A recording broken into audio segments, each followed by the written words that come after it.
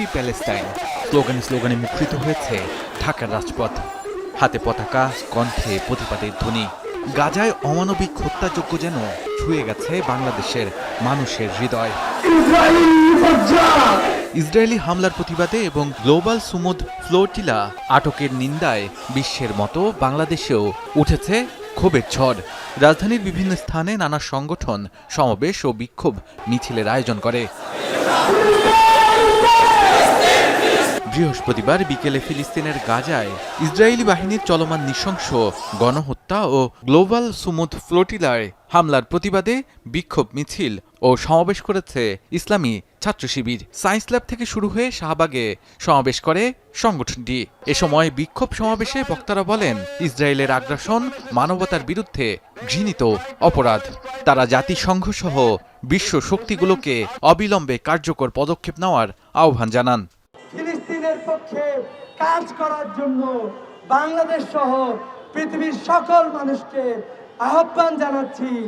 পৃথিবীর প্রতিটা দেশে আমরা দেখতে পেয়েছি মুসলমানদের সাথে পৃথিবীর সকল মানবতাবাদীরা রাস্তায় নেমে এসেছে। আমরা সবাই তাদের সাথে একাত্মতা পোষণ করে বলতে চাই, from the river to the sea, এ সময় ডাকসুর নবনির্বাচিত জিএস এস এম ফরহাদ অভিযোগ করে বলেন, ২০ দফা ষড়যন্ত্রমূলক প্রস্তাবের মাধ্যমে ট্রাম্প ফিলিস্তিন সংকট আরও জটিল করার চেষ্টা করছে। এর বিরুদ্ধে বাংলাদেশ সরকারের পক্ষ থেকে তীব্র নিন্দা জানানোর দাবি জানান। ফিলিস্তিনবাসীকে আরো যতভাবে বাংলাদেশ গভর্নমেন্টের সহযোগিতা করা দরকার সবকিছু বাংলাদেশ সরকারের থাকা উচিত ছিল, সেটা আমরা ব্যর্থ হয়েছি, সেটা আমরা দেখি না সফল রেসপন্সটা। বাংলাদেশ সরকারের সরব রেসপন্স আশা করি।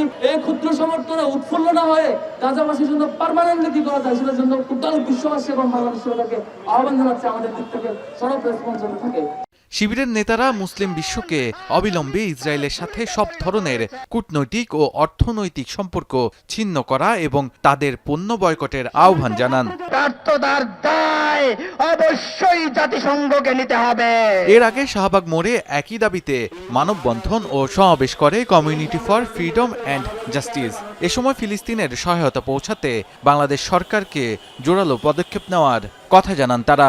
মানবতার রক্ষার স্বার্থে ফিলিস্তিনের সকল নাগরিকদের পক্ষে দাঁড়ান এবং ফিলিস্তিনে অতি দ্রুত ত্রাণ সামগ্রী এবং মানবিক সহায়তা নিয়ে যাওয়ার জন্য যত ধরনের ব্যবস্থা নেওয়া সম্ভব। রাতে ঢাকা কলেজের শিক্ষার্থীরা প্রতিবাদ জানিয়ে ক্যাম্পাসে মশাল মিছিল ও বিক্ষোভ সমাবেশ করে। শাহাদাত, এখন ঢাকা।